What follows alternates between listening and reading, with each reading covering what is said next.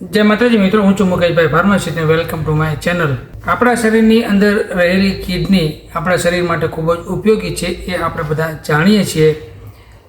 જો કિડનીનું પૂરતા પ્રમાણમાં ધ્યાન રાખવામાં ન આવે, કાળજી રાખવામાં ન આવે તો એ આપણા શરીરને ખૂબ મોટું નુકસાન કરી શકે છે અને લાંબા સમયે એ ઘણી વખત આપણને ખૂબ મોટી મુશ્કેલીમાં અમને ખૂબ જોખમ ઊભું કરી શકે છે।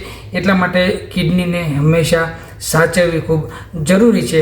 તો કિડનીને સાચવવા માટે આપણે શું કરી શકીએ એના વિશે થોડીક આપણે આજે માહિતી જોઈએ કે અમુક એવા પ્રકારની આપણી આદતો છે, કુટેવો છે જેને લઈને કિડની ખરાબ થાય છે, તો એમાં યોગ્ય ફેરફાર કરવામાં આવે તો આપણી કિડનીને આપણે બચાવી શકીએ છીએ। કિડની જે છે એ આપણે બધા જાણીએ છીએ કે કેટલું મહત્ત્વપૂર્ણ અંગ છે, લોહીને શુદ્ધ કરવાનું કાર્ય કરે છે।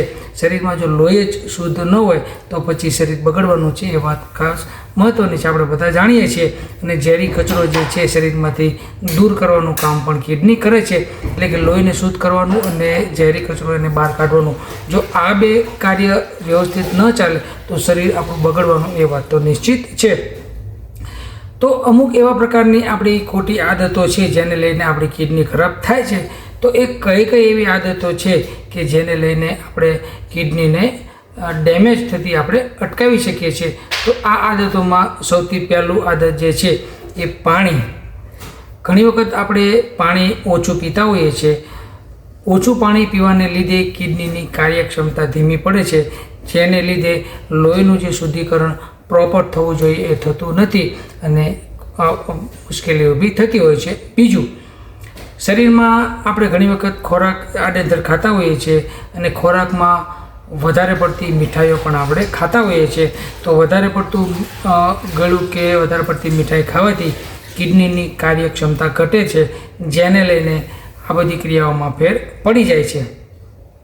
ત્રીજું કે ઘણી વખત વધારે પડતું મીઠું એટલે કે સોલ્ટ આપણે ખાતા હોઈએ છીએ, તો આ સોલ્ટ જો વધારે પ્રમાણમાં ખાવામાં આવે તો પણ કિડની લાંબા ગાળે નબળી પડવાના પૂરા સંકેતો રહેલા હોય છે। ખાસ અને ખૂબ મહત્ત્વનો એક આપણી ખોટી આદત જે છે એ છે ધૂમ્રપાન। ધૂમ્રપાન જે છે એ આખા શરીરને તો ખરાબ કરશે તે, કેમ કે કિડની ખરાબ થશે એટલે શરીર તો ખરાબ થવાનું જ છે।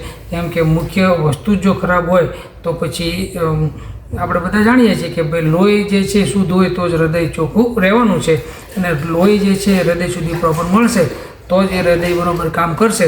પણ લોહી જો બરાબર નહીં શુદ્ધ હોય અને પ્રોપર નહીં મળે તો પછી હાર્ટ એટેકના પૂરેપૂરા ચાન્સીસ રહેતા હોય છે। માટે જે મિત્રો ખાસ ધૂમ્રપાન કરે છે એ મિત્રો ધૂમ્રપાન કરવાનું જો શક્ય હોય તો બંધ કરે તો વધારે સારું, તો લાંબુ આયુષ્ય, સ્વસ્થ અને લાંબુ આયુષ્ય ભોગવી શકાય છે, કેમ કે કિડની જે છે ખૂબ મહત્ત્વપૂર્ણ અંગ છે। તો આ બધી વસ્તુ જે છે એ ખાસ ધ્યાનમાં રાખવા જેવી છે। કિડની જે છે આપણા શરીરનું સૌથી મહત્ત્વનું અંગ છે અને આ લોહી જે છે એને એકદમ શુદ્ધ કરવાનું કાર્ય કિડનીમાંથી જ થતું હોય છે। પણ જો મુખ્ય ફિલ્ટર જ ખરાબ હોય તો એ ફિલ્ટર જે પ્રક્રિયા કરશે પ્રક્રિયા બરાબર નહીં થાય, જેને લીધે શરીર બગડે છે। તો આપણી કિડનીને સારી રાખવા માટે, સ્વસ્થ અને તંદુરસ્ત લાંબુ આયુષ્ય જીવવા માટે કિડનીને સારી રાખવી ખૂબ જરૂરી છે। તો આ બધી કુટેવો જો એમાંથી આપણે સુધારો કરવામાં આવે તો આપણી કિડનીને આપણે બચાવી શકીએ। સર્વજન્મ ચામુંડા સારી તંદુરસ્તી આપે પ્રાર્થના। જય માતાજી।